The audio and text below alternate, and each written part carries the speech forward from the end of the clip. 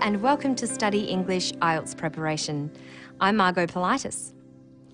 In the listening module of the IELTS test, you can expect to be asked questions about numbers. So it's important to be familiar with how we talk about numbers. First, listen to the numbers in this clip about a wind farm in Tasmania. Each tower that you can see can generate enough power for between 700 and 800 houses. Between 700 and 800 houses. When numbers are exact or a clear approximation such as between 700 and 800, the word hundred has no final S. The plural is formed by the following noun.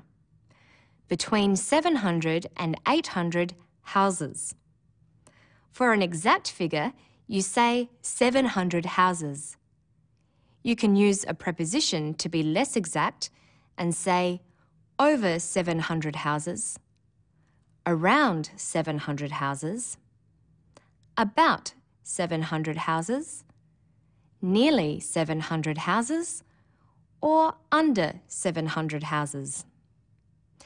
When we state a number, such as 700 or 8,000, there is no S after the unit. 400, 10,000, or 5 million. So when do we add S to these words? Listen to the man in the next clip use hundreds to describe the slow change from one type of forest to another. There have probably been 3 lots of logging since white settlement in the 1860s. In time, that eucalyptus forest will gradually go back to rainforest, but that takes hundreds of years. Hundreds of years. There is no number, it's just more than one. Notice we add of before the noun years. Hundreds of years. So listen carefully. Thousands of and millions of are not exact numbers. They're guesses or rough figures. He also said the 1860s. This means any year from 1860 to 1869. In the next clip about Angkor Wat in Cambodia, the speaker doesn't use the final S. Angkor is one of the most popular World Heritage Sites in the whole of Asia. Every year now, there are over 1 million tourists coming to Angkor.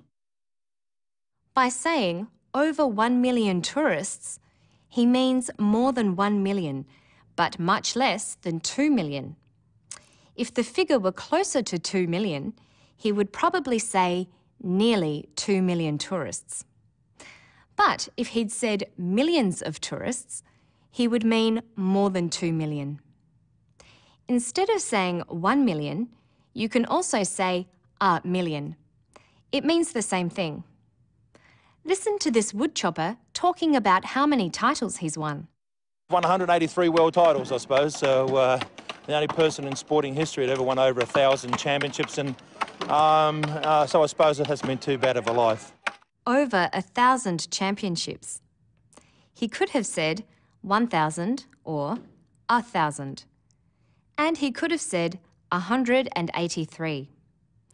Notice that and is used to add numbers below 100. He says 183. You also say 1,083 and 1,000,083. But you say 1,183 or 1,001,083. When you're talking about where something occurs in a sequence, you use ordinal numbers such as first, second, third, fourth. Ordinal numbers are used in dates, as in this clip in which the speaker is talking about a major art exhibition held in 2006. The Biennale of Sydney this year is the 15th. It occurs every 2 years, as all biennales do, and this year starts on the 8th of June. He says the 15th. He means the 15th Sydney Biennale exhibition. There have been 14 held before this one. The date is the 8th of June.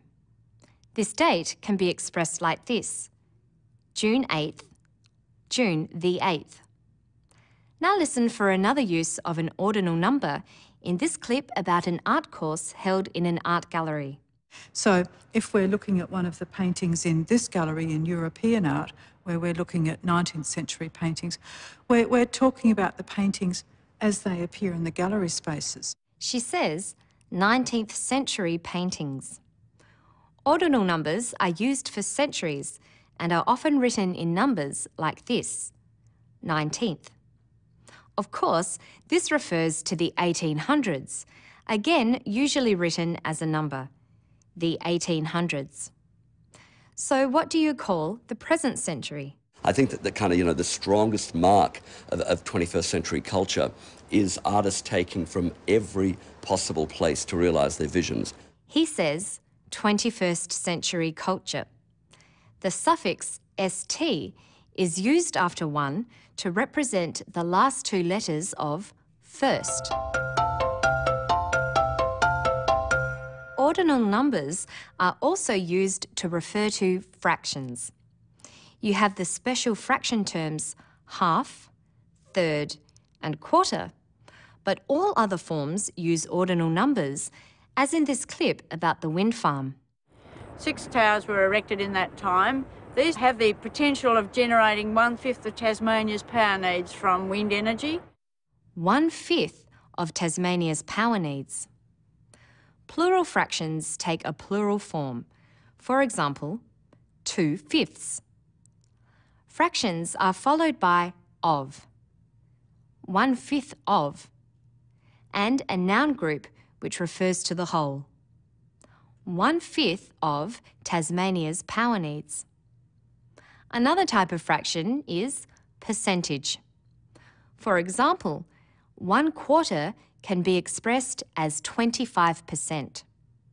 Let's listen for the percentage used in this clip about an oyster farm. It takes approximately 2 to 2.5 years to get the oysters up to size.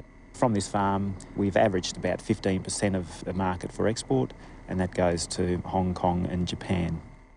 15% of the market.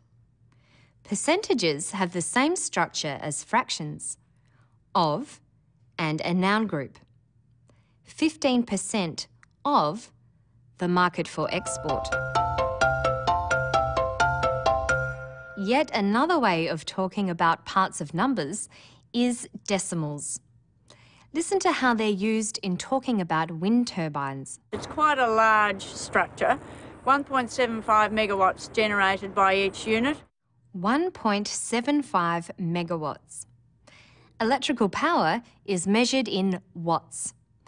1 megawatt is 1 million watts. You say 1.75, but write it in numbers with a decimal point. 1.75.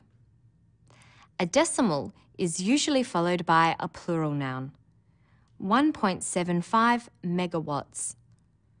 Now let's listen to a furniture maker talk about the thickness of the veneer or layer of wood he puts on his furniture. Is his veneer thicker than the old-fashioned sort? Today we're using sophisticated ways of putting our construction of our furniture. We use a lot of veneers, and those veneers aren't, the old-fashioned 0.06 of a mil. They're about a 6 mil veneer laid up on MDF, and they have a solid frame. His veneers aren't the old-fashioned 0.06 of a mil. They're about a 6 mil veneer. They're much thicker. 0.06 of a mil is a decimal figure. It's less than 1. Mil is short for millimetre. Notice that he says it like a fraction. 0.06 of a mil. Usually you say 0.06, although you will sometimes hear 0.06. That's all for today. For more practice listening to the way numbers are expressed, go to our website.